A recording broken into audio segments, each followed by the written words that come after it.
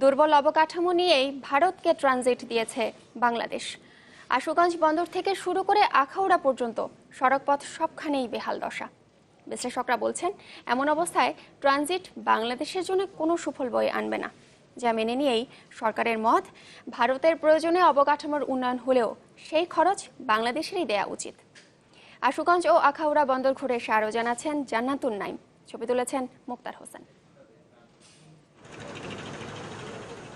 ঠুনকো অবকাঠামোয় চাকচিক্য নেই, ব্যস্ততাটাও কম। মেঘনা নদীর তীরে এই হলো আশুগঞ্জ। তবে বন্দর বলতে যা বোঝায় তার ছিঁড়ে ফোটাও নেই এখানে। জাহাজের ভেঁপু, মানুষের কোলাহল কিংবা বিশাল কলেবরে পণ্য ওঠানামা, সবই যেন আশুগঞ্জের কাছে অন্য কোনো গ্রহের গল্প। এই বন্দরেই সাজ রব ছিল জুনের 16 তারিখ। বালাইহীন নিরাপত্তার মাঝেই মাসুল দিয়ে ভারতের পণ্যবাহী জাহাজ এমভি নিউটেক 6 এসে পৌঁছায় আশুগঞ্জে। বন্দরের গুদাম ঘরটিকে সেদিন বানানো হয় উদ্বোধনী অনুষ্ঠানের মঞ্চস্থল। পণ্য তুলতে ধার করে আনা হয় ক্রেন।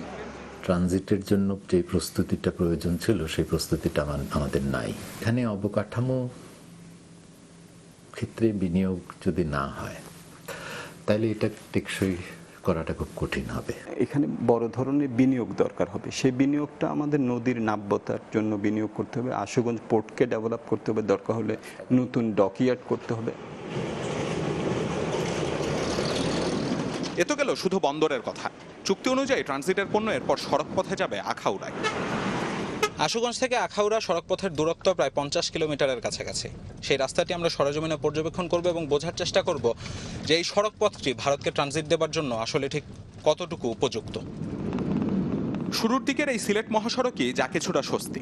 এটুকু পার হয়ে আখাউড়ার রাস্তায় উঠতেই শুরু হয় দুর্দশার গল্প। এবড়ো থেবড়ো সড়ক যেন বিনা পয়সার রোলার কোস্টার রাইড। বড় বড় গর্ত, কোথাও কোথাও জোড়াতালি দিয়ে চলছে সেটুকু ঠিক করার নিদারুণ ব্যর্থ চেষ্টা। মিরাডিরা আছে না, মিরাডিরা পর্যন্ত ভাঙ্গা, এরপর একটু ভালা একটু ভাঙ্গা সাঙ্গা ঠিক করতেছে। অনেক সময় এরকম জ্যামে পড়ে, মনে করেন যে ঘন্টা দেড় ঘন্টা এক জ্যামে পড়ে তাই। এই রুট অনেক সিঙ্গেল রুট। আর তো আখাউড়ার যত কাছাকাছি যাওয়া যায় সড়ক সরু থেকে সরুতর হয়। পার হতে হয় বেশ কটি ঝুঁকিপূর্ণ সেতু।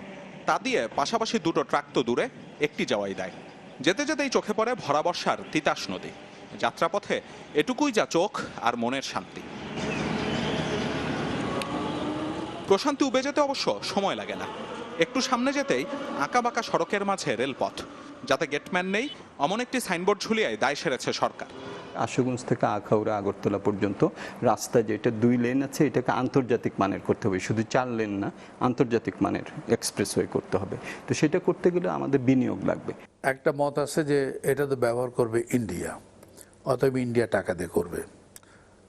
আর একটা মত আছে যে না, এটা তো আমার ভূখণ্ডে করছে, আমার ভূখণ্ডের জিনিস আমি করব, আমার লোন লাগতে পারে, আমার গ্রান্ট লাগতে পারে, আমার বাইরের থেকে টাকা আনতে হতে পারে, আমি সবই আনব।